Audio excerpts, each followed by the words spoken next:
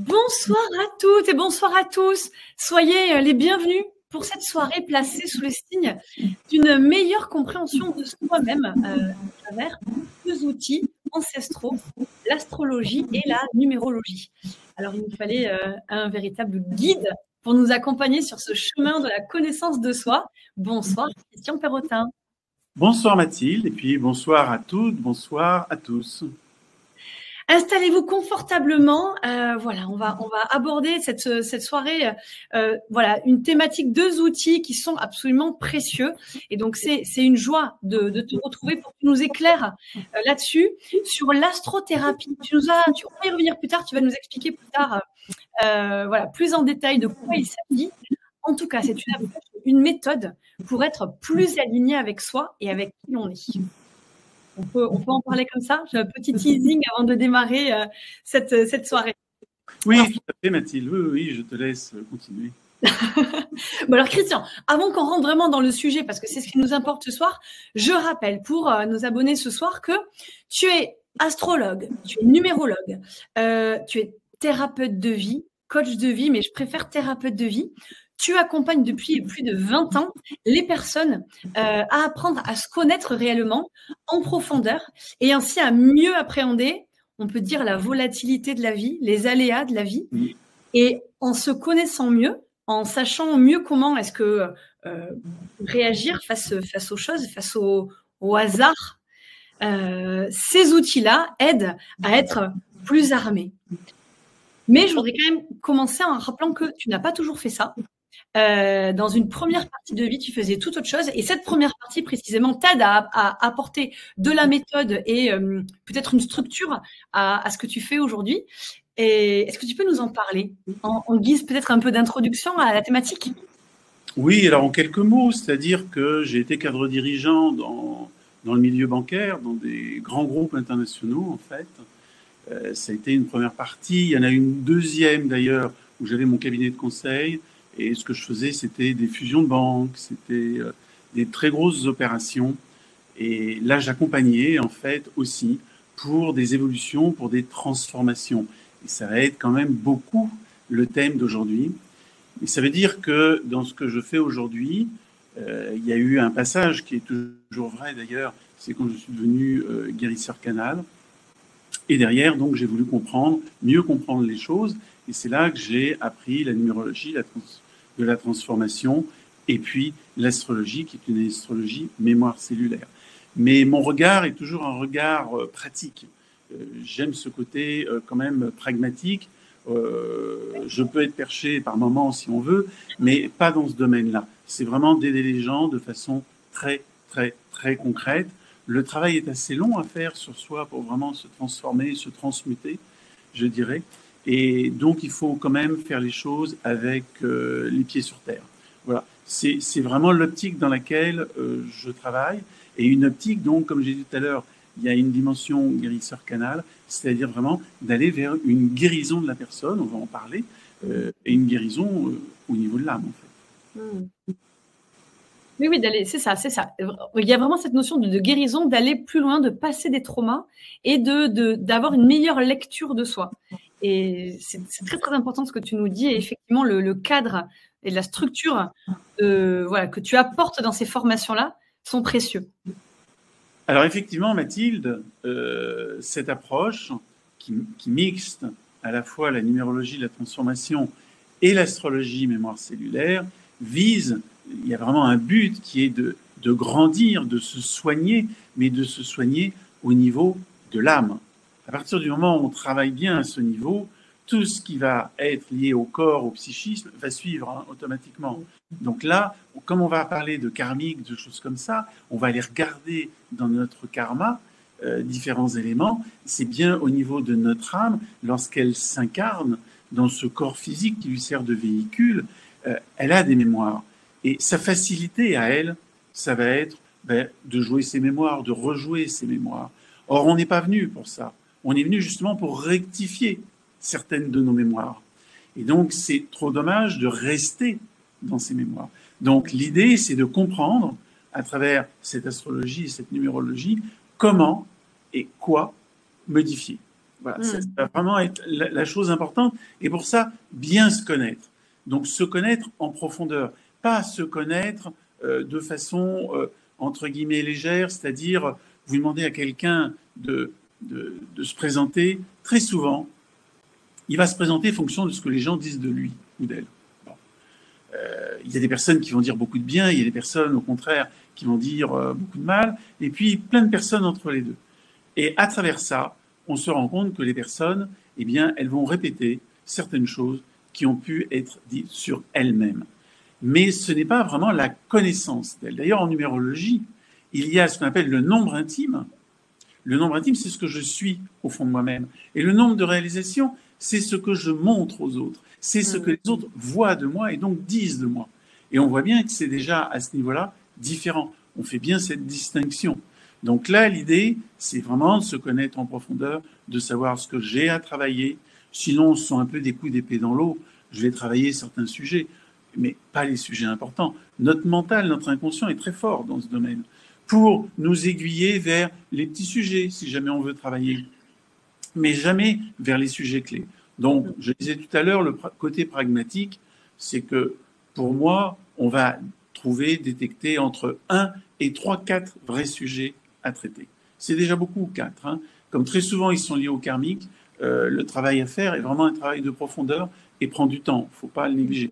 Mais ça va couvrir 80 ou 90% de ce qu'on a à faire. Donc, s'intéresser aux 10% ou aux 20% qui restent, on a toujours le temps de le faire plus tard quand on aura fait les 80%. Voilà, ça c'est mon côté pragmatique. Donc, quand je le fais en séance individuelle, je dépasse jamais 2, 3 sujets avec les personnes. Voilà. Si vraiment un travail ça, eh bien, bravo. Il faut déjà avoir le courage de le faire parce que c'est un vrai travail à faire sur soi-même ensuite. Mais cette astrothérapie va nous donner les moyens de comprendre comment aussi faire les choses pour bouger, pour évoluer. Voilà. Et le premier pas pour commencer ce travail, il démarre ce soir. Donc, oui, tout à fait. Parce que l'objectif, à un moment donné, ça va être quoi? Ça va être de rencontrer notre chemin de vie. On est souvent sur des chemins de traverse. L'idée, c'est d'être sur son chemin de vie. Et quand on est sur son chemin de vie, quand vraiment on le rencontre, beaucoup de personnes croient le rencontrer. C'est pas tout à fait exact, mais quand on est dessus, là, on s'en rend compte parce que tout va se dérouler pour le mieux. On va encore avoir des expériences parfois un peu compliquées, etc. La vie n'est pas un long fleuve tranquille, d'accord? Mais on est là pour ces expériences, on est là pour apprendre de ces expériences. Sauf que là, le regard va être différent, la compréhension va être différente, et donc, au lieu de s'écrouler en se disant que c'est un drame, etc., la personne va comprendre qu'il y a un enseignement à tirer de ce qui lui arrive. Et parce que déjà, elle connaît les sujets qui vont être importants pour elle.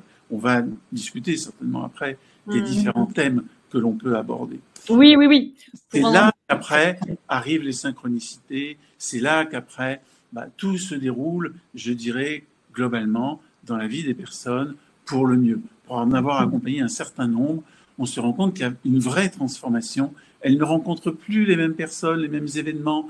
Les choses sont beaucoup plus faciles. Il y a même certaines personnes, elles n'ont plus qu'à demander, je dirais, et les choses se font. Voilà. Parce qu'elles sont parfaitement alignées. On parle souvent de cet alignement, mais il faut vraiment être dans un alignement parfait pour que ces choses arrivent. Et c'est possible. Ça, c'est la bonne nouvelle. C'est possible. Et c'est possible parce que, aussi vrai que nous sommes responsables de ce qui nous arrive, aussi vrai, nous sommes responsables de pouvoir changer les choses. Et ça, c'est vraiment la très bonne nouvelle. C'est que c'est à notre main. Ça ne dépend pas des autres. Ça dépend de nous. Voilà. Il faut juste avoir le courage, à un moment donné, non pas de dire « Ah, ben les problèmes viennent des autres, de celui-là, de celle-là, etc. » ou de telle situation, ou de mes parents, ou de je ne sais qui. À un moment donné, c'est d'aller regarder au fond de soi-même, de se connaître soi, pour aller vers vraiment notre vraie personnalité et vers notre chemin de vie. Voilà, c'est ça le voyage un petit peu auquel vous êtes conviés avec cette numérologie de la transformation et cette astrologie de la mémoire cellulaire. C'est extrêmement enthousiasmant ce que tu nous partages et plein d'espoir pour voilà, peut-être certaines personnes qui peuvent être dans des schémas répétitifs, toujours les mêmes situations qui reviennent, les mêmes personnalités, profils toxiques qui reviennent. Voilà, tu nous expliques là qu'en fait on manque d'alignement et qu'on a les clés, on peut avoir les clés en tout cas au travers de ces outils pour voilà, sortir et retrouver plus de fluidité. Voilà, demander est-ce que les choses arrivent. Donc ça c'est voilà, on a hâte que tu nous en dises encore un petit peu plus. Pour démarrer. Je peux hein, effectivement, par exemple, faire une petite introduction sur la partie astrologique au niveau global. Hein, je t'en prie, avec plaisir. Au niveau global. C'est-à-dire que ça fait longtemps, en fait, que c'était pas un mystère, que je pouvais expliquer à mes clients que les temps allaient changer, en fait. Hein, et on va voir dans l'astrologie comment ça se voit d'une lecture très simple, en fait. Hein, et qu'on allait rentrer dans un monde vraiment de remise en cause, de changement, d'événements survenant de façon à la fois différente, surprenante, soudaine. Voilà. Et c'est ce qu'on constate aujourd'hui, en fait. C'est-à-dire qu'on rentre dans l'ère du Verseau. Ça fait un moment qu'on en parle. Mais parlons du signe du Verseau. Hein, et ça va nous éclairer sur cette ère du Verseau. Parlons du signe du Verseau. Le signe du Verseau, c'est quoi? Ça va nous parler d'une évolution nécessaire de nos comportements, de nos habitudes, de nos usages, de nos croyances, de nos routines. Une réelle évolution. Une évolution, on pourrait dire, à 180 degrés, comme un retournement à faire. Vous voyez, ce n'est pas un simple changement. On est vraiment dans quelque chose de lourd à effectuer. Et puis, comme je l'ai dit il y a 2 secondes, avec la soudaineté, l'inattendu, c'est ça, le signe du Verseau, c'est beaucoup l'inattendu, des choses brutales, des séparations aussi, et souvent des séparations, des ruptures qui n'étaient pas attendues, qu'on n'a pas vu venir, vous voyez. Donc, il y a comme une dimension, on pourrait dire, révolutionnaire pour sortir de l'ordinaire. Voilà. C'est pas une sortie obligatoirement en douceur. Il faut le savoir, c'est les temps qui vont être devant nous, qui sont déjà là hein, à l'heure, mais qui vont être voilà. Donc ça va être beaucoup en rapport avec aussi beaucoup de nouvelles technologies, beaucoup de choses liées à tout ce qui est ondes. Alors on pourrait dire la Wi-Fi, l'Internet pour les années passées, mais il y aura encore beaucoup de choses dans ces domaines-là. Et point très important, c'est l'affirmation de la liberté. La liberté, mais de la liberté de tout le monde, globalement, mais de la liberté individuelle. Ça, c'est très important avec le Verseau. C'est le refus de toute contrainte. Ça, c'est quelque chose aussi qu'on va voir, qui est de plus en plus vrai. Et la défense de grandes causes humanitaires, de grandes causes planétaires. Donc, ce sont de nouveaux rapports entre les personnes, à tous les coups, même si c'est un monde qui va être un monde, bien souvent, de contradictions. Voilà. Donc, il va y avoir obligatoirement un renversement, on peut dire, des structures, de tout ce qui est hiérarchique, tout ce qui est en relation finalement avec Saturne. Et on a vu ces derniers temps, tous ces derniers mois, voire un peu plus que ces derniers mois, le combat entre, on va dire, Saturne et puis le signe du Verseau. Voilà. Donc, il y a eu vraiment, avec cet Uranus, tout un conflit qui a eu lieu entre garder des structures très fermées, très autoritaires, et puis un besoin de liberté individuelle et de liberté plus globale qui veut s'exprimer à tous les coups. Voilà. Donc, il va être important, je pense, d'autant plus dans ces périodes-là, de savoir comment on s'inscrit dans ce changement. Comment on peut être accompagné, comment on peut s'accompagner soi-même, accompagner d'autres personnes dans ce mouvement d'ensemble. Comment trouver sa place, voilà, et sa place vraiment à soi, pas en copiant le voisin, hein, parce que parfois il y a des copier-coller qui se font et c'est pas la bonne chose. Chacun est différent, chacun doit trouver sa propre voie. Et donc c'est de s'individuer. Alors on a souvent entendu parler de s'individuer de papa, de maman. Mais là, c'est vraiment de savoir s'individuer à la fois par rapport à la société, tout en vivant au sein de cette société. C'est pour ça que je parlais de choses contradictoires il y a 2 secondes, mais il va falloir vivre avec ces contradictions. Et donc, c'est vraiment comment moi, je me place là-dedans. Voilà. On le voit aujourd'hui, si on prend un exemple concret, pour être en relation avec beaucoup de médecins, on voit que À l'hôpital, ils avaient des postes avec des rémunérations fixes, etc. Ils sont prêts aujourd'hui à quitter ce statut, quitte à revenir travailler à l'hôpital, mais en freelance. Hein. Ou des médecins de ville qui veulent plus avoir leur cabinet, leur propre cabinet. Ils vont travailler, mais faire des remplacements. Ils n'ont plus envie de tout le poids de l'administratif lié à leur cabinet, etc. On le voit dans plein de métiers, mais vous voyez, même dans des métiers comme cela, on voit qu'il y a une réelle évolution. Je ne parle pas des gens qui décident d'aller faire le tour du monde, et il y en a beaucoup, hein, qui décident d'aller faire le tour du monde, et puis de temps en temps de travailler à droite, à gauche. Vous voyez, il y a un côté très universel aussi qui est devant nous, et il faut effectivement, par rapport à tous les acquis qu'on peut avoir en tête, eh bien, savoir qu'il va falloir bouger et se connaître, savoir le travail qui est à faire pour nous, et être sur son chemin de vie. Ben là, ça va vraiment nous aider à savoir nager dans ce monde. Oui, on sent bien. C'est super ce que tu viens nous repartager. Là, ça nous pose un peu les bases, tu vois, d'avoir cette vision un peu du collectif pour après redescendre sur l'individuel et ce vent de liberté, effectivement, dont tu parles et donc qu'on peut parfaitement ressentir. Et donc, c'est ce besoin aussi d'adaptabilité face à ce vent de liberté, à ces imprévus que tu nous partageais et que de toute façon, je pense qu'on ressent tous. Donc, voilà, l'adaptabilité est importante. C'est le propre du vivant. Mais encore faut-il bien se connaître pour être parfaitement adaptable et au mieux adaptable. Et vous voyez, avec l'astrologie, en fait, là, au niveau global, en quelques mots, on arrive à qualifier la période dans laquelle on rentre depuis un petit moment. Alors, c'est une période sur 2000 ans, donc une fois qu'on le sait, on n'a plus besoin tellement de le regarder. Mais ce qui va nous intéresser ensuite, c'est nous, à titre personnel, dans cet ensemble, comment on va bouger. Alors, il y a l'horoscope, il y a des choses comme ça qui peuvent exister, mais alors l'horoscope a son utilité, mais quand on est vraiment sur soi, vraiment, soit en tant qu'individu, vraiment individu, on comprend bien que 7 milliards de personnes, 12 signes dans l'horoscope, ça veut dire à peu près 600 millions de personnes qui sont dans la même case. Donc, on ne va pas fonctionner 600 millions de personnes d'un bloc toutes de la même façon. Hein.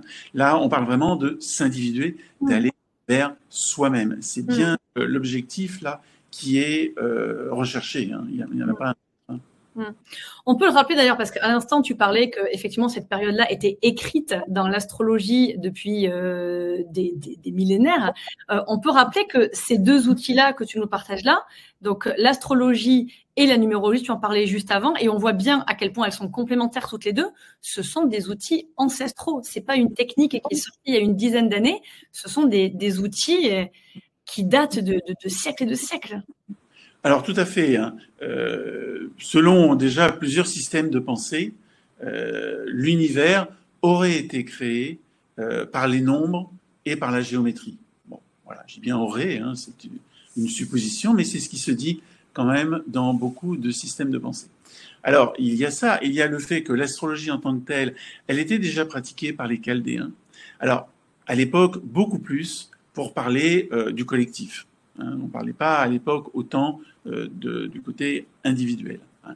La numérologie et l'astrologie sont vraiment des techniques qui sont rattachées à des philosophies anciennes, qui plongent leurs racines dans des époques vraiment très lointaines. Il est évident que dans l'Égypte ancienne, dans l'Inde antique, dans la Chine ancestrale, ils connaissaient tous la symbolique, et donc la symbolique des nombres et de bien d'autres symboles. Très souvent, dans les textes sacrés, il y avait un livre des nombres. Voilà. Donc, cette numérologie de la transformation, cette astrologie de la mémoire cellulaire, on peut dire qu'elles sont pleinement adaptées à notre époque, tout en puisant leurs concepts, je dirais, pratico-pratiques, dans les fondements de l'humanité. Hein. D'ailleurs, vous voyez, quand je dis l'important, c'est de se connaître, au fronton du temple d'Apollon à Delphes, il était écrit « Connais-toi toi-même et tu connaîtras l'univers et les dieux ». Donc, il faut le prendre dans le sens de, eh bien, tu sauras effectivement naviguer dans l'univers qui t'entoure, dans la vie, en fait, avec un grand V. Voilà. On pourrait dire, de nos jours, j'aime bien cette phrase, je l'utilise parfois dans des conférences, c'est de dire découvrir son karma et apprendre à danser avec la vie. Parce que c'est ça qu'il va falloir faire, danser avec la vie. Comprendre, connaître les pas, connaître le rythme, et de savoir c'est un va-et-vient, et de savoir comment on va le gérer au mieux. C'est hyper intéressant ce que tu nous dis, bien sûr. Et on voit l'importance et on voit que voilà, c'est absolument précieux, que ça peut être une aide extrêmement précieuse. Au tout début de ce webinaire, tu nous as parlé d'astrothérapie. J'avais rebondi dessus. Est-ce que tu pourrais nous expliquer, donc là tu nous as expliqué vraiment astrologie cellulaire, numérologie de la transformation. Derrière le terme d'astrothérapie, qu'est-ce que tu mets derrière ce terme-là et à qui est-ce que ça s'adresse? Alors, ce terme d'astrothérapie, vous comprendrez que déjà, il y a le mot thérapie dedans. Hein. C'est ça. D'accord ? Bon. Mais dans l'astrothérapie, en fait, même s'il n'y a que le mot astro, il y a à la fois la numérologie de la transformation et l'astrologie mémoire cellulaire. C'est-à-dire, c'est bien un mixte des deux, une association des deux qui va donner sa pleine puissance, puisque on va pouvoir utiliser l'un, s'appuyer sur l'autre, aller détailler. Il y a vraiment un jeu qui se fait à un moment donné entre les deux et qui permet d'aller très loin dans la compréhension. Parce que le but derrière, ça c'est la partie outil, le but derrière, c'est quoi? C'est de se donner une compréhension très précise de soi-même. Oui. Hein. Il n'y a que ça pour pouvoir faire un vrai travail, partir sur de bonnes bases. Voilà. Et ensuite, c'est l'aspect thérapie, c'est-à-dire, et comment je vais pouvoir, maintenant que je sais tout ça, comment je vais pouvoir me rectifier, si on pouvait dire, me changer, me transformer, me transmuter. Voilà. Comment je vais pouvoir réaliser ça? On prendra des exemples, je pense, si ça vous intéresse. Volontiers. Des exemples concrets où on verra effectivement comment on peut, à partir du moment où on se connaît, voir les différentes voies qui sont possibles pour se rectifier. Hein, bien parler comme ça. Voilà. Donc, ça peut être adapté aussi bien à tout un chacun, chacune, pour se connaître soi, point. Ça peut être aussi pour aider ses proches. Ça peut être, et ça c'est très important, pour mieux comprendre la relation que j'ai avec mes proches, avec les autres, c'est-à-dire avec mon père, ma mère, mes enfants, mes frères, mes sœurs, etc. Mais ça peut être mes collègues de travail, mes associés. Ça peut être aussi avec les autres en général, avec mon employeur, etc.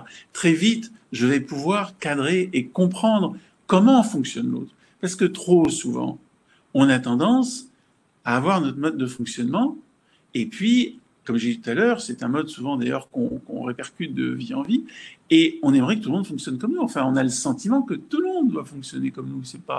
On n'est pas unique, mais en fait, les autres ne fonctionnent pas comme nous. Donc, ce qui va être intéressant, c'est que aussi, si j'arrive à décoder les autres, je vais comprendre comment échanger avec eux, comment passer les messages avec eux, comment, dans certains cas, pouvoir les aider. Voilà, je vais avoir une meilleure compréhension de ça et je vais nettement améliorer mes relations, ce qu'on pourrait appeler une intelligence émotionnelle qui va beaucoup mieux passer, parce qu'il y a l'intelligence pure, très intellectuelle, mais de nos jours, je pense que l'intelligence émotionnelle doit être très présente, voire être plus présente que la pure intelligence. Donc, c'est ça qui va être important hein, dans cette association, alors que j'appelle astrothérapie. Voilà, c'est un terme qu'une amie, en fait, m'avait donné un jour lorsque j'avais fait l'astrologie et la numérologie, un coin de table d'ailleurs, de ses enfants. Elle avait trouvé ça extraordinaire et elle m'avait dit, il faut vraiment que tu te lances là-dedans. Voilà, donc comme ça que j'ai démarré, tout simplement. Mais c'est très très parlant parce que quand on voit et on fait régulièrement des webinaires, des soirées sur la santé et on voit à quel point toute la partie psycho-émotionnelle, la partie relationnelle, comment se passe notre environnement impacte notre santé. En plus de tout ce que tu as partagé, bien sûr que la relation avec nous déjà nous et nous-mêmes et les autres, absolument capital. Et donc là, bon, en t'écoutant, on voit bien l'impact que cela a. Tu pourrais, voilà, pour donner encore plus du concret, tu nous as donné vraiment pour peut-être que certains fassent du lien ou que ça résonne dans l'esprit de chacun un petit peu plus. Est-ce que tu pourrais vraiment me donner, tu as donné quelques exemples, mais vraiment des domaines peut-être auxquels on ne penserait pas, des domaines où cette astrothérapie peut être abordée, traitée? Alors, les domaines de vie sont nombreux. Donc, on va pouvoir les scanner les uns les autres. Ça peut déjà partir de soi, la personnalité de l'être, hein, sa relation à lui-même, on va dire. Et puis après, on peut regarder la relation à quoi? La relation au père, à la mère. Alors, au sens de comment j'ai vécu la relation au père. On va parler à partir de là de l'archétype du masculin. Comment j'ai vécu, ressenti la relation à la mère. Pareil, on va parler de l'archétype du féminin. Bien évidemment, ce que j'ai vécu, un frère, une sœur, va pas avoir vécu la même chose. Hein. On le voit, c'est souvent très clair quand on discute avec les personnes. Donc, ah, mais mon frère, ma sœur, c'était pas du tout pareil, par contre. Ben oui, comme quoi on est bien dans quelque chose où on doit s'identifier soi-même. Alors, c'est la relation à tous les proches, en général, aux autres. Alors, à chaque fois, hein, il y a des critères différents, il y a des symboles différents pour aller regarder ces éléments-là. C'est aussi nos capacités relationnelles, nos capacités de communication, nos capacités dans le travail, à travailler en individuel, à travailler en groupe plutôt. C'est quoi le sujet qui est le mieux pour moi, en fait? C'est ma capacité d'adaptation, de changement, de mouvement, ou d'être quelqu'un qui préfère rester tranquille, qu'on ne dérange pas trop dans son quotidien, quelqu'un qui est très attaché à la famille, au couple, au foyer, sa capacité à construire un foyer. On a la famille de naissance, on a la famille qu'il va falloir construire par soi-même, et puis tout ce qui va être notre rapport alors à des choses comme la solitude, la spiritualité, le perfectionnisme, on rencontre beaucoup ce type de cas, mais les capacités aussi intellectuelles, le rapport à l'argent, le rapport au pouvoir. Est-ce qu'il y a dans mes relations aux autres, dans ma relation de couple, dans ma relation à ma famille, des relations dominant-dominé? Beaucoup de gens ne s'en rendent pas compte, mais en fait, on a des systèmes de dominant-dominé. Là, en quelques secondes, ça se voit. C'est tellement simple que de toute façon, quand on le dit, on sait que c'est vrai. Après, il va falloir, dans certains cas, décoder un petit peu plus pour les personnes en leur donnant des exemples. Voilà. En disant, mais quand vous êtes avec telle et telle personne, est-ce que vous ne rencontrez pas ce type de situation, etc. Parce qu'au début, ça leur paraît, même quand il y a des pervers narcissiques, en fait, dans leur relationnel, les personnes ne le voient pas toujours. Hein. Moi, je me souviens de personnes qui avaient dépassé les 80 ans, le mari est décédé, j'accompagne la personne après le décès du mari, et en fait, je découvre que le mari était pervers narcissique. Elle avait plus de 80 ans, cette dame, elle ne l'avait pas vu encore. Donc, après... Et souvent, dans des profils comme ça, et souvent, ces personnes-là ont des pervers narcissiques qui reviennent régulièrement en plus. Tout à fait. Alors là, avec par exemple la numérologie, voilà, juste un coup d'œil, il y a une grille d'insertion, on regarde la grille, là, en 3 secondes, on sait s'il y a des rapports dominant-dominé. Après, bon, c'est un peu plus subtil, il faut savoir qui est le dominant, qui est le dominé. Parfois, il y a un des deux. Hein. Des personnes, moi j'ai connu par exemple des personnes qui, une jeune femme par exemple, qui était dominante avec les hommes et dominée avec les femmes. Donc avec sa mère, mais aussi avec sa fille, elle était dominée en fait. Mais avec les hommes, elle était très dominante, que ce soit dans le relation mentale ou professionnelle. Hein. C'était bon, voilà. Donc on peut aussi être dans les deux cas de figure. C'est ça hein, qu'on pourra expliquer. Voilà. Alors c'est aussi des dimensions plus sympathiques, comme le rapport à l'altruisme, à l'humanisme. Il y a quand même des choses importantes. C'est de connaître sa blessure d'âme. On a des blessures d'âme, eh bien, il faut savoir celles que l'on est venu travailler dans cette vie. Voilà. Et puis, il y a aussi un truc qui est super, c'est de savoir ce qui va réjouir notre âme. Voilà, ça, on n'en parle pas beaucoup, mais là aussi, il est assez facile de décoder qu'est-ce qui va réjouir mon âme. Voilà. Ça fait partie certainement de mon chemin, à coup sûr, mais c'est quand même intéressant de le savoir. Il n'y a pas que de point négatif. Hein. Voilà. Oui. Voilà. Non, mais c'est absolument capital parce que ce qui réjouit notre âme, ce qui nous éveille, ce qui nous donne de l'entrain, de l'élan, parfois on peut mettre des années à le trouver, parfois même ne jamais le trouver. Et déjà, ces outils-là donnent un axe, donnent des pistes à aller creuser, à aller travailler. Enfin, c'est un gain de temps incroyable. Ah, complètement. C'est avec l'habitude, bon, forcément, moi, ça fait des années et des années, j'en ai fait des centaines et des centaines, mais il y a des moments même, on peut lire, quand c'est pas la première fois, la première incarnation, que passe la personne sur un sujet. Quoi. On voit bien qu'elle redouble. Hein, parfois, même, c'est plus que redoubler. Hein. Elle en est à sa 3e ou 4e incarnation pour arriver à avancer sur ce sujet-là. Tout ce qui est lié, je le redis, c'est pas pour décourager, hein, mais tout ce qui est lié au karma, ce sont des choses qui sont profondément ancrées en nous. On arrive comme ça et on a l'impression que c'est normal d'être comme ça. Et donc, effectivement, l'intérêt de ces outils-là, c'est qu'on peut lire, alors que si vous le dites à une personne en direct, elle va mal le prendre. Quoi. Vous voyez, elle va dire, oui, juge, etc. Là, on ne juge pas, on est juste en lecture. Voilà. Oui, en s'appuyant sur une méthode, il n'y a pas le jugement derrière. Donc, voilà, il n'y a pas de jugement. Surtout pas, d'ailleurs. Hein. Surtout pas. Ça, Non, toujours, c'est parce que même, admettons qu'on soit un peu plus évolué que la personne qui est en face de nous, et encore, il faudrait arriver à bien le déterminer, mais admettons, obligatoirement, on a été dans des vies passées, on a été au même niveau qu'elle, hein, à ce moment-là, vous voyez. Puis un jour, elle sera au niveau où on est. Donc, c'est juste une question de temps, et donc tout le monde va évoluer à un moment ou à un autre. Donc, il n'y a pas à juger quoi que ce soit. Nous-mêmes, on a pu faire des choses dans le passé, des choses atroces, etc. On est passé, comme j'ai toujours, par une zone d'ombre. Hein. C'était normal avant de passer dans la lumière. Hein. Les grands guérisseurs, souvent, sont des anciens chamans qui ont mal tourné, ou voilà, des anciens magiciens, des anciens qui n'ont pas toujours fait le bien, etc. À un moment donné, effectivement, arrive une vie où là, ils vont s'engager à être dans un travail au blanc, comme on dit, et à ne plus être dans le noir ou dans une zone grise. Voilà, c'est tout ce schéma d'évolution qui est le nôtre et qui est celui de tout un chacun sur cette planète. Et là, il y a un gain de temps, effectivement, qui est colossal.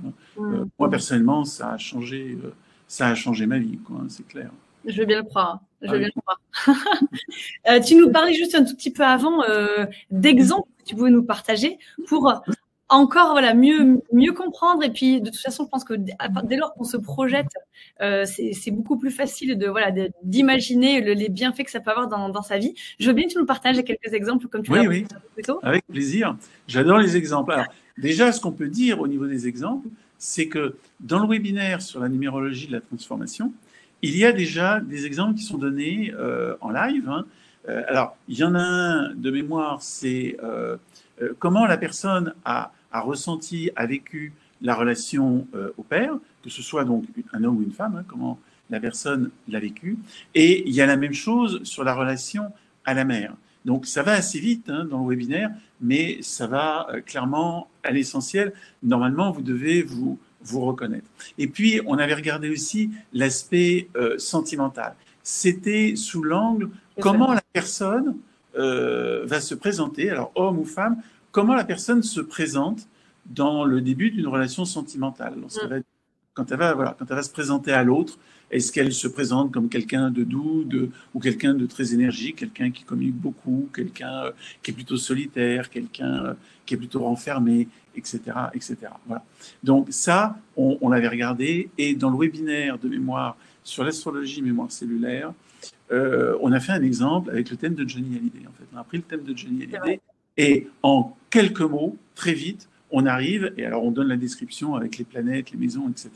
Très très vite, on arrive effectivement à donner des très grandes lignes sur la personnalité de Johnny Hallyday. Bon, ce sont des grandes lignes connues, bien évidemment, parce qu'après, on ne va pas rentrer dans des choses plus personnelles, c'est possible, mais on ne va pas le faire, on n'a pas à développer ce genre de choses comme ça.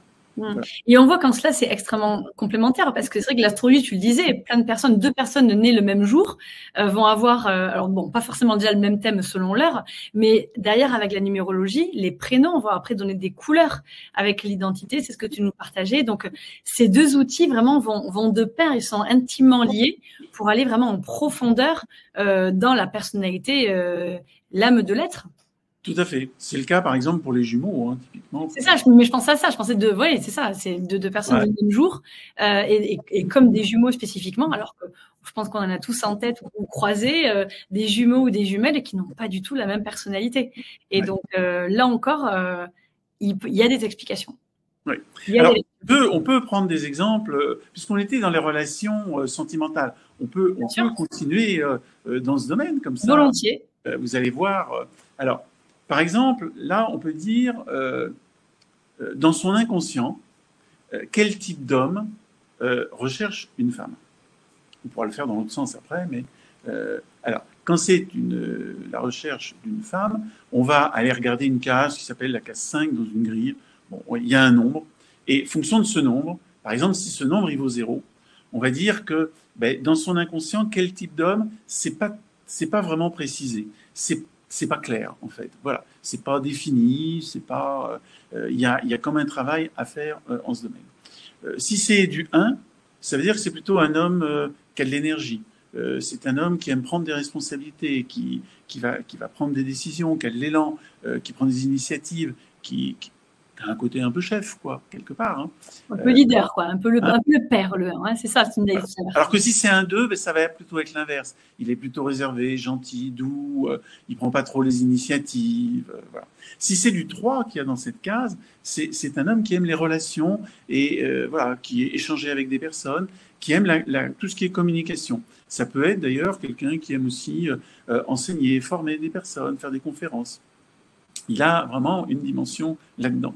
Ou alors, si c'est du 4, eh ben, elle va plutôt rechercher dans son inconscient un homme qui est plutôt carré, sur lequel on peut s'appuyer, qui sait bâtir des choses, qui n'est pas toujours un grand rigolo, mais avec qui, comme je disais, on peut être sûr de la personnalité et s'appuyer dessus dans la durée. Voilà. Si c'est 5, c'est quelqu'un ça va être un homme qui va aimer sa liberté, qui va aimer le mouvement, qui va aimer bouger. Hein, voilà. Qui a une grande capacité d'adaptation, par exemple. Si c'est du 6, bon, ça devient plus rare hein, dans cette case-là, mais on peut avoir ça quand même du 6. Ben, c'est un homme qui est attaché au foyer, à la famille, au couple, à l'harmonie. Bon. Si c'est du 7, ben, il est assez intello, en fait. Hein. Il aime bien décortiquer les choses avec un esprit un peu scientifique. Il a une part de solitude. Il aime bien de temps en temps sa solitude. 8, c'est très certainement un homme qui aime l'argent, le pouvoir. 9, c'est quelqu'un de très altruiste et de très humaniste. Voilà. Et donc, si c'est que recherche inconsciemment l'homme dans une femme, chez une femme, eh bien, on va regarder une autre case, mais on va dérouler les choses de la même façon. Ça reste à un moment donné assez simple. Une fois que c'est la logique, de la symbolique des nombres, ça va être assez simple parce que je vais faire la même chose. Si c'est un homme et que dans la case, donc là c'est la 6e case, s'il y a 0 dedans, eh bien quel type de femme il ne sait pas trop. 1, eh bien 1, c'est-à-dire qu'il cherche une femme, un peu une femme de tête, une femme qui a de l'énergie, qui sait diriger. Voilà.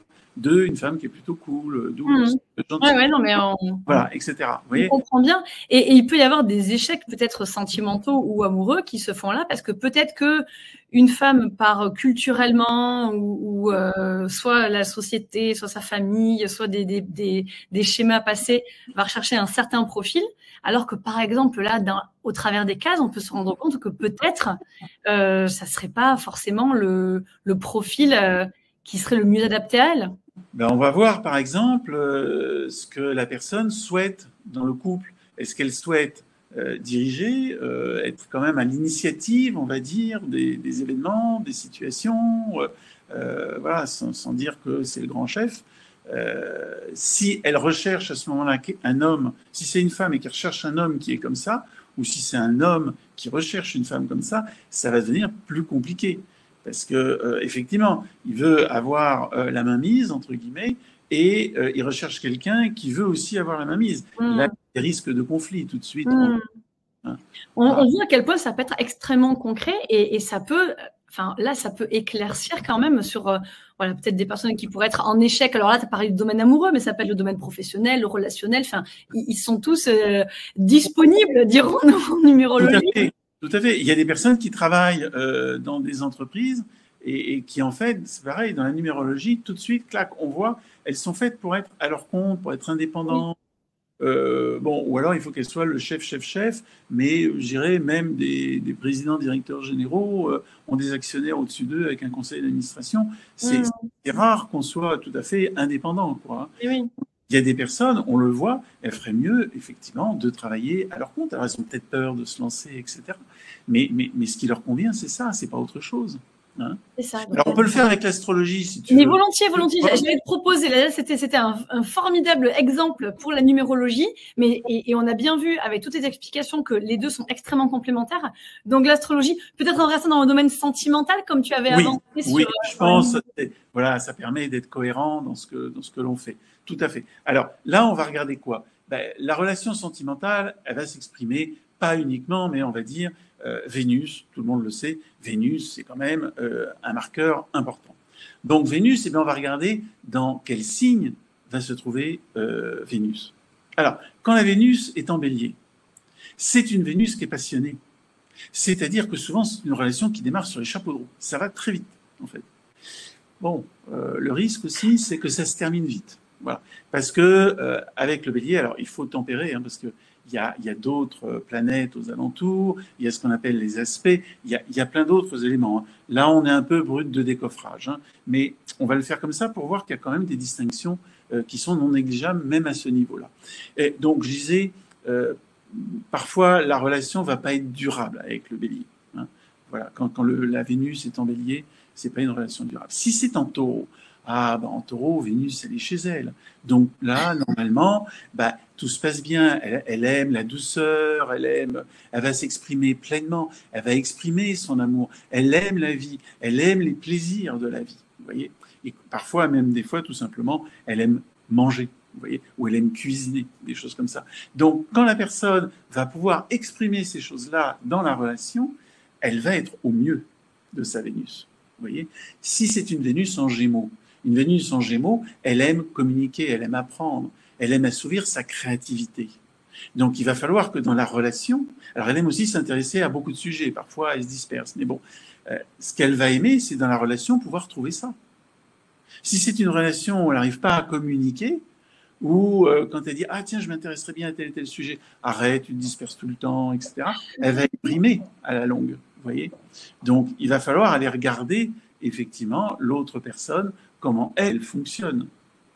Si elle fonctionne, par exemple, avec une Vénus plus en Cancer, une Vénus en Cancer, c'est déjà je prends soin de moi, je prends soin de mon univers intérieur, mais mon univers intérieur, c'est aussi de mon intérieur, de mon foyer, etc. Vous voyez, je suis moins dans la relation avec les autres, je suis moins dans la communication, dans l'enseignement, la transmission, etc., qu'on ne l'était avec le Gémeaux.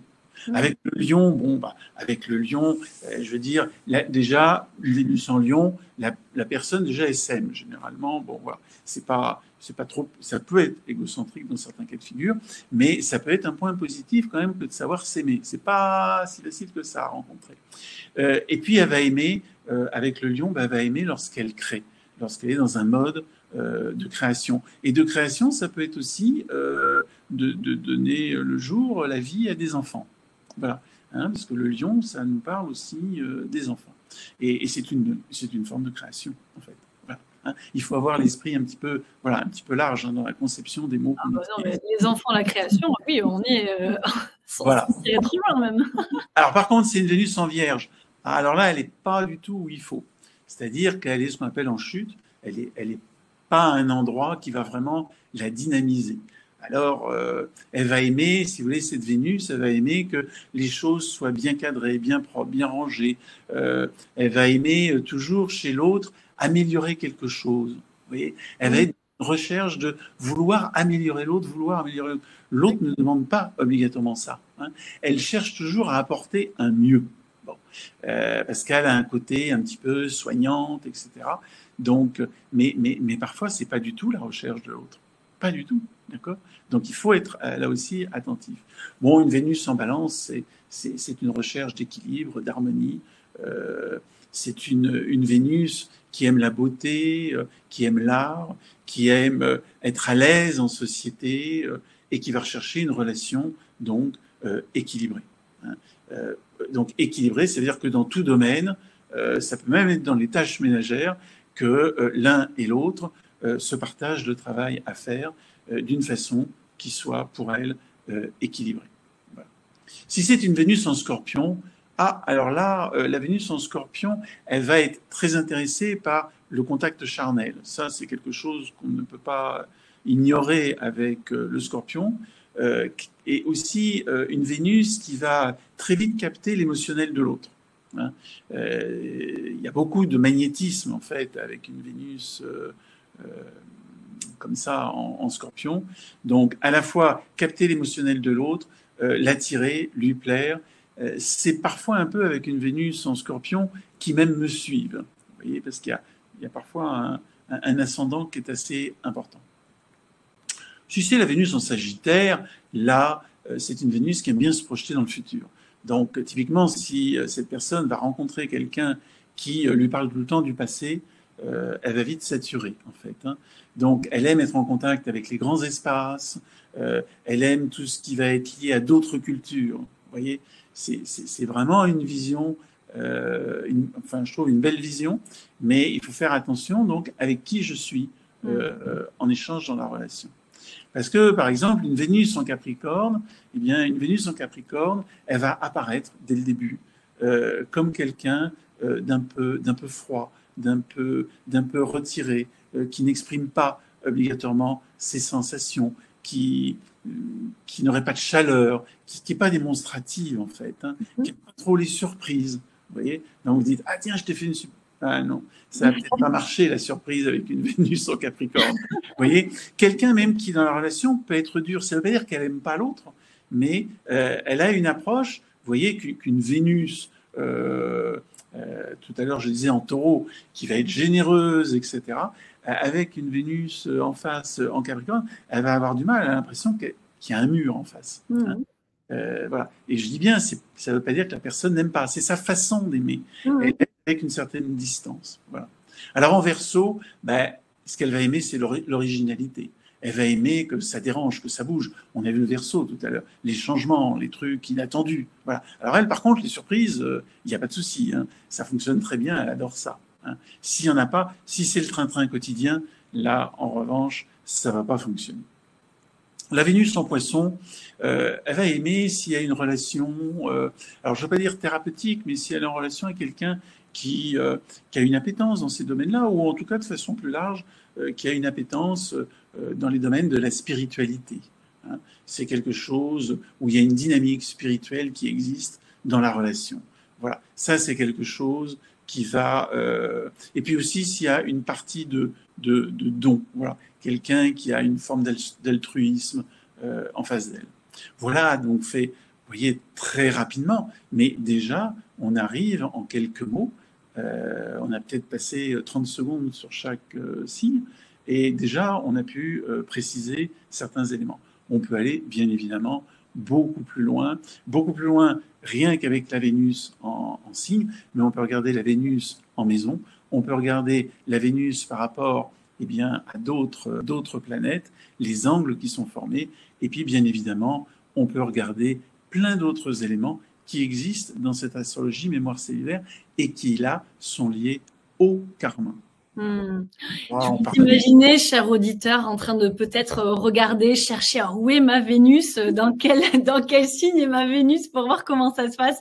Non, c'était extrêmement concret et enfin, on voit vraiment où ça se joue et que voilà, on peut recréer des choses négatives parce que voilà, on n'a pas ce regard-là sur ce qui est inscrit en nous finalement, vraiment. Donc c'était très très intéressant de t'écouter. Alors précisément, tu nous parlais d'angles, que cette Vénus, on peut l'approcher, l'appréhender par différents angles. Donc là, on a vu ce qu'on peut avoir dans cette formation que tu proposes. Est-ce que tu peux nous détailler un peu plus pour bien qu'on comprenne les différents éléments qui sont étudiés dans ces deux formations? Parce que finalement, alors c'est un pack qu'il y a ce soir. On a appelé ça le pack de l'éveil. Parce que c'est ce qu'il apporte en fait, un vrai éveil, une transformation, une meilleure compréhension de soi, mais c'est un éveil à soi aussi. Donc, est-ce que tu peux nous détailler un petit peu plus voilà, les différents éléments que tu as étudiés au travers des deux axes de la numérologie et de l'astrologie, s'il te plaît? Alors, à travers la numérologie de la transformation, ça va être déjà d'étudier une grille. Alors, les calculs se font très vite, hein, il n'y a que des additions à faire. Il y a, je sais pas, 6 additions peut-être à faire, pas plus.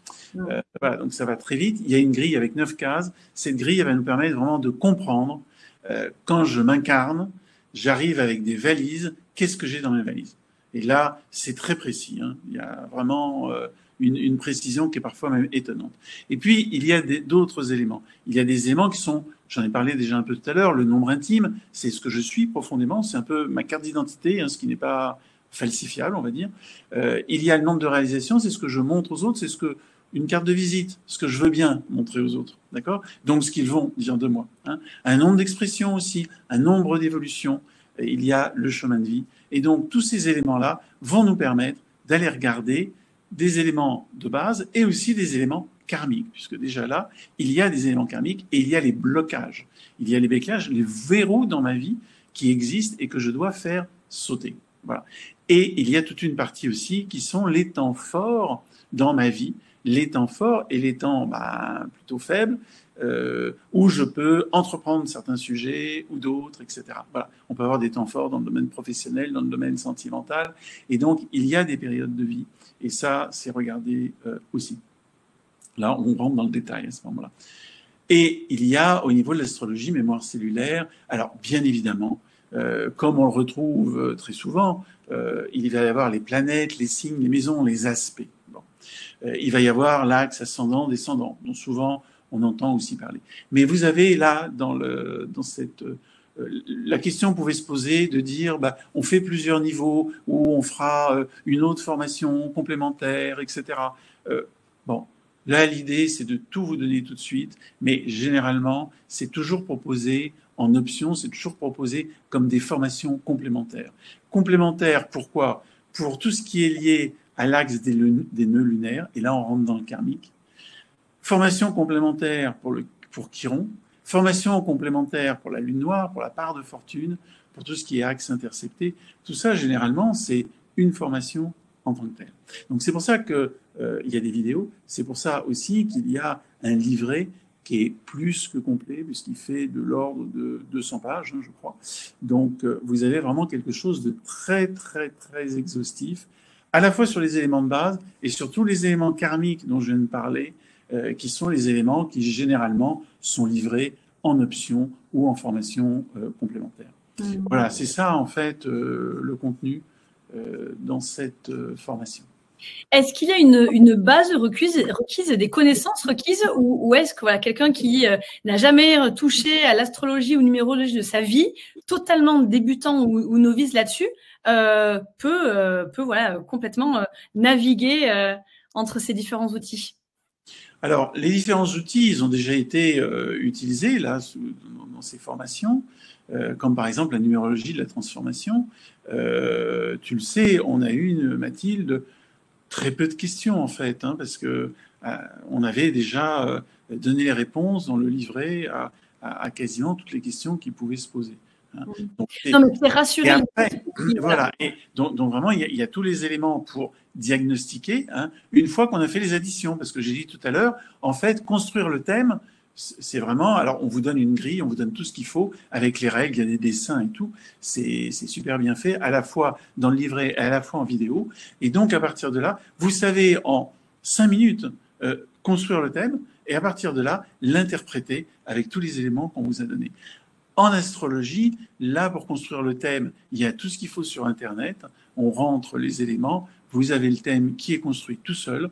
Il ne faut plus s'embêter maintenant avec des éphémérides ou des choses comme ça. Il vous est fait. En plus, vous êtes sûr qu'il est bon. Voilà, parce qu'à la main, parfois, on se trompe.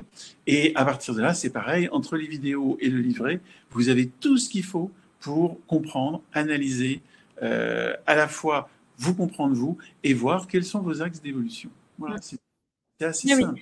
Je voulais simplement que tu rappelles et que tu rassures des personnes et qui peut-être pourraient nous écouter que tout est extrêmement bien détaillé, extrêmement bien écrit étape par étape.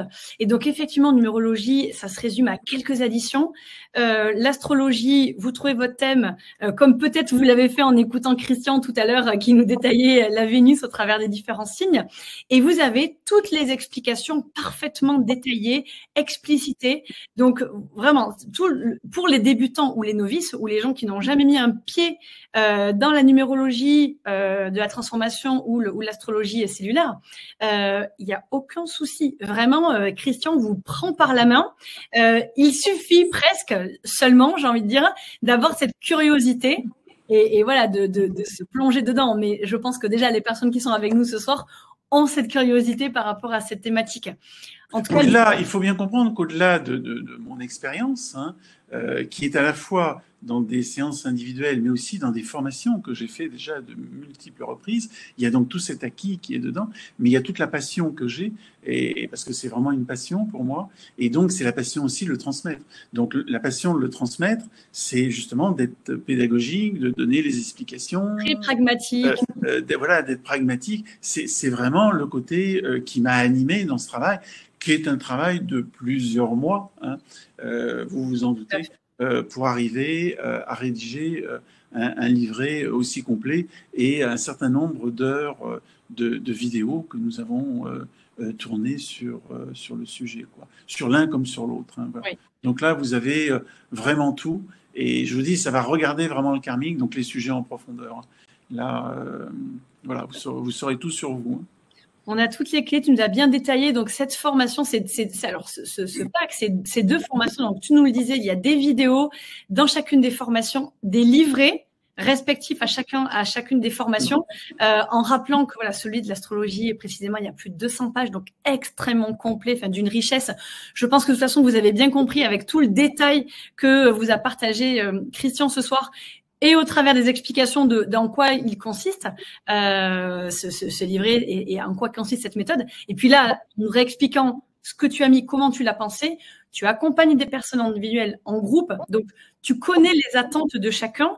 Et en fait, cette formation, elle a été construite pour répondre précisément, individuellement, aux attentes de chacun que tu accompagnes depuis plus de 20 ans. Donc, c'est un outil main dans la main que tu nous proposes ce soir.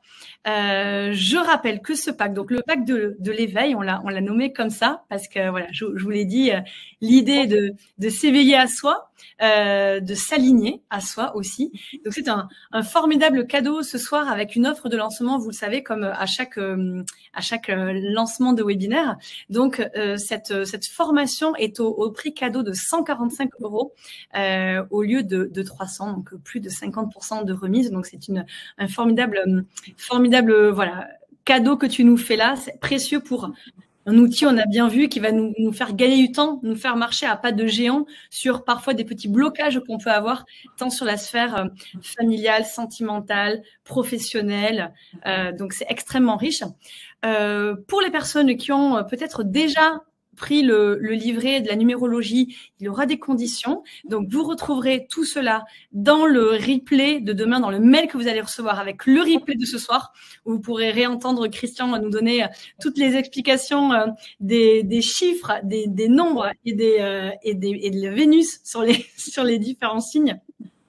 Donc, vous recevrez ce replay et voilà, toutes les conditions commerciales et le récapitulatif de toutes les informations relatives à ce thème et à cette formidable formation que tu nous proposes là.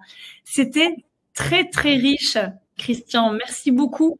On se rend compte à quel point, voilà, là, on a 2 outils millénaires qui peuvent nous faire gagner un temps incroyable, d'autant plus dans la période que tu as rappelée, période qui était écrite depuis très longtemps, période, voilà, un peu de trouble, un peu d'imprévu, de liberté à la fois. Rien n'est bon, rien n'est mauvais. Voilà, on est sur un mélange, mais en tout cas, il y a une dynamique très vive actuellement, et il faut savoir s'adapter. Et avec ces 2 méthodes-là, voilà, on est outillé pour en tout cas faire preuve d'adaptabilité et gagner en fluidité. Très bien. Moi, je vous souhaite, il me reste à vous souhaiter un bon travail qui vous conduise, qui vous autorise une vie sereine, je dirais celle des héros grecs qui vivaient dans l'île des Bienheureux. Merveilleux. Merci infiniment, Christian, à toi pour ces explications. Et puis, choisissez-vous, privilégiez-vous. Et donc, voilà, passez une très, très belle soirée et au plaisir de vous retrouver. Merci. Au revoir.